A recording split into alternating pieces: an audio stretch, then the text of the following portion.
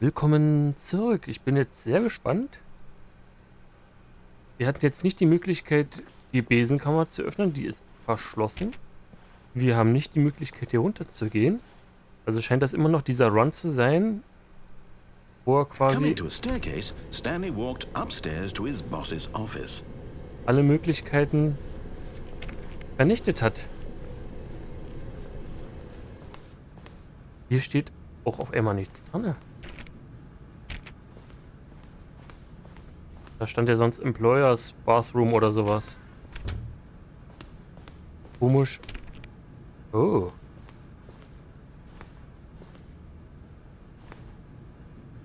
Stepping inside his manager's office, Stanley was once again stunned to discover not an indication of any human life.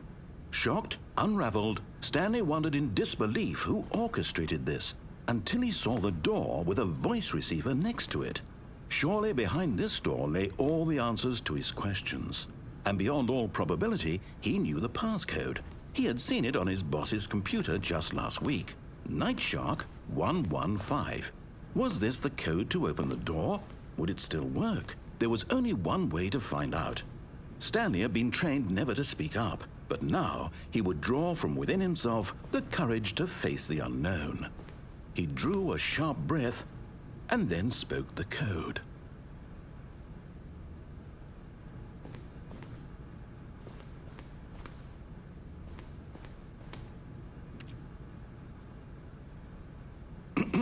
Stanley spoke the code. Night Shark 115. He spoke it into the receiver, right there on the wall. Sehr gut. Night Shark. I'm sorry, is there a problem? You didn't mishear me, did you? Please speak the code into the receiver. Otherwise we can't get on with the story. This is a crucial step. Kann das Spiel überhaupt Night Shark? Hallo? Okay, fine. You're not gonna do it. Kann But ich you know nicht. what? It's pretty humiliating to bring you this far, only for you to suddenly decide you have better things to do. I asked you for this one single thing, for your respect. The kind of respect Stanley shows for his choices. He knows what it means to take a story seriously. If you didn't want to see what I had to show you, then why did you come here? You had a choice, you know. You could have gone through the door on the right. You could have done whatever the hell you wanted over there. Why did you come this way? Speak. Say something to me. Explain yourself, you coward. When Stanley came to a set of two open doors, he entered the door on his left. Stanley? Hello? Are you... Is everything okay? Stanley, please. I need you to make a choice. I need you to walk through the door. Are you listening to me? Can you hear me? Is everything all right? Stanley, this is important. The story needs you. It needs you to make a decision. It cannot exist without you. Do you understand me? Whatever choice you make is just fine. They're both correct. You cannot be wrong here. We can work together. I'll accept whatever you do. I simply need you to take that step forward, please. Choose. Do something. Anything. This is more important than you can ever know. I need this. The story needs it. So, you hear me? Are you there? Are you listening to this? Stanley, are you there? Okay. It's okay, I can wait. You need time to decide. Time to make sure your choice is correct. That is the best choice. That's all right. I'll wait for you to decide what's the right thing to do. Take as much time as you need.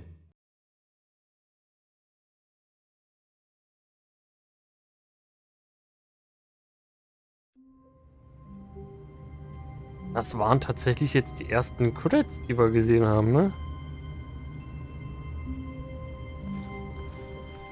All of his co-workers were gone. What could it mean? Stanley decided to go to the meeting room. Perhaps he had simply missed a memo. Ich weiß gar nicht, welche Möglichkeiten wir jetzt aktuell noch alle haben. Auf jeden Fall können wir das When Stanley Telefon came to a set of two open doors, he entered the door on his left. annehmen. This was not the correct way to the meeting room, and Stanley knew it perfectly well. Perhaps he wanted to stop by the employee lounge first, just to admire it. Standing now in this incredible room, Stanley for the first, but eager to get back to business, Stanley took the first open door on his left. Stanley was so bad at following directions, it's incredible he wasn't fired years ago. Look, Stanley, I think perhaps we've gotten off on the wrong foot here. I'm not your enemy, really, I'm not. I realize that investing your trust in someone else can be difficult, but the fact is that the story has been about nothing but you all this time. There's someone you've been neglecting, Stanley. Someone you've forgotten about. Please, stop trying to make every decision by yourself. Now, I'm not asking for me, I'm asking for her. This is it, Stanley. Your chance to redeem yourself, to put your work aside, to let her back into your life. She's been waiting. That's her, Stanley. You need to be the one to do this.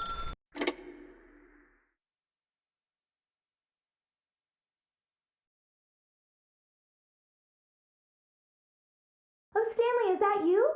Hold on, sweetie. Sorry to keep you waiting. I'm just pulling the bread out of the oven. All right.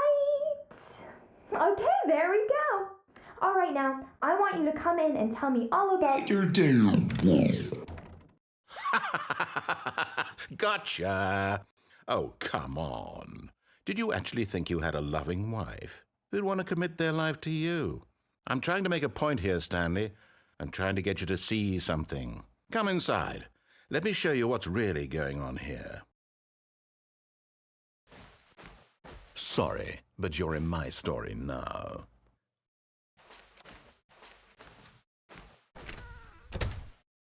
This is a very sad story about the death of a man named Stanley.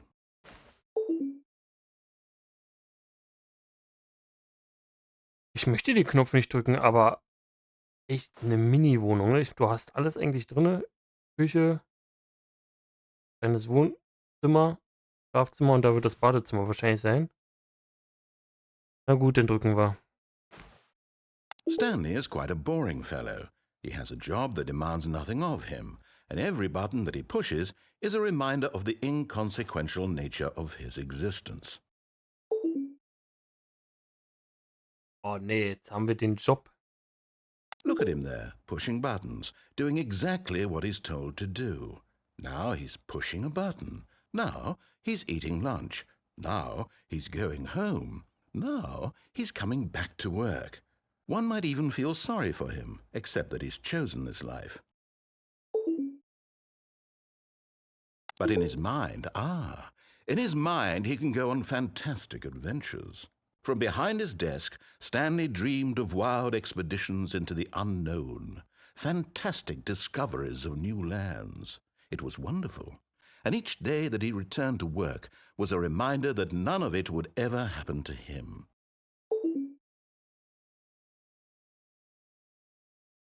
And so he began to fantasize about his own job. First, he imagined that one day while at work, he stepped up from his desk to realize that all of his co-workers, his boss, everyone in the building had suddenly vanished off the face of the earth. The thought excited him terribly. Welche Kinder?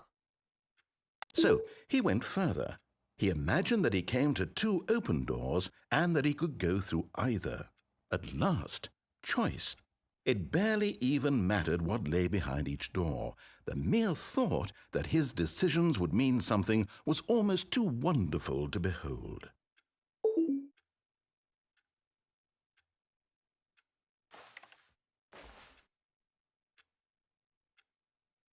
Bringt auch nichts, wenn ich was anderes drücke. As he wandered through this fantasy world, he began to fill it with many possible paths and destinations. Down one path lay an enormous round room with monitors and mind controls. And down another was a yellow line that weaved in many directions. And down another was a game with a baby. And he called it the Stanley Parable. Ich weiß schon gar nicht mehr den Weg, den wir genommen haben, um an dieses Babyspiel zu kommen, ehrlich gesagt. It was such a wonderful fantasy, and so in his head he relived it again, and then again, and again, over and over, wishing beyond hope that it would never end, that he might always feel this free. Surely there's an answer down some new path, mustn't there be? Perhaps if he played just one more time. But there is no answer. How could there possibly be? In reality, all he's doing is pushing the same buttons he always has. Nothing has changed. The longer he spends here, the more invested he gets, the more he forgets which life is the real one. And I'm trying to tell him this, that in this world he can never be anything but an observer, that as long as he remains here, he's slowly killing himself. But he won't listen to me. He won't stop. Here, watch this. Stanley, the next time the screen asks you to push a button, do not do it.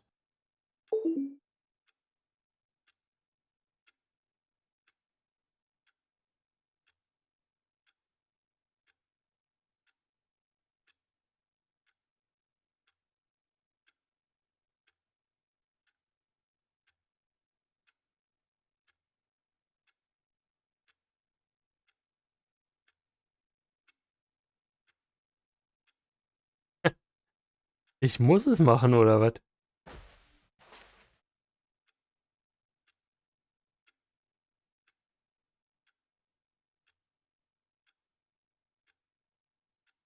Okay, ich drücke M jetzt. You see? Can he just not hear me? How can I tell him in a way that he'll understand that every second he remains here, he's electing to kill himself? How can I get him to see what I see? How can I make him look at himself?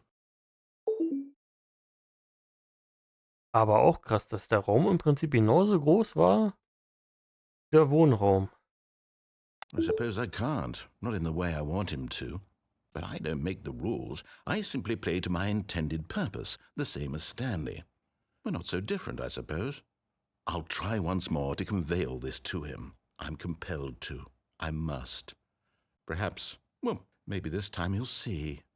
Maybe this time. And I tried again, and Stanley pushed a button. And I tried again, and Stanley pushed a button. And I tried.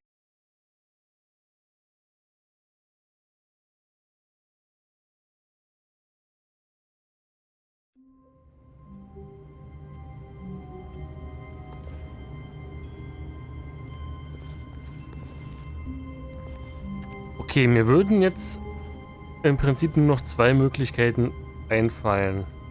Wir springen nochmal vom Kran runter und nehmen die rote Tür. Und wir nehmen diesen Mittelgang noch. All of his co-workers were gone. What could it mean? Stanley decided to go to the meeting room. Perhaps he had simply missed a memo.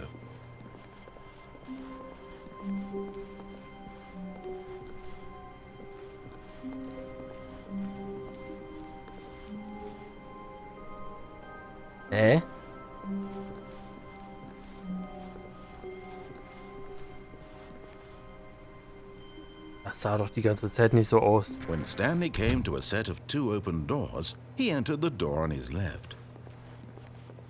This was not the correct way to the meeting room, and Stanley knew it perfectly well.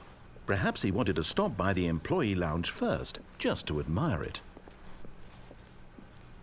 Stanley felt lightheaded, butterflies in his stomach, giddy in a way he had never known before. Die Texte Was sind ja it auch immer this anders. room? A connection between the two? Could a man love a room? I mean, but eager to get back to business, Stanley took the first open door on his left. Nehmen wir die mal. And so he detoured through the maintenance section, walked straight ahead to the opposite door, and got back on track.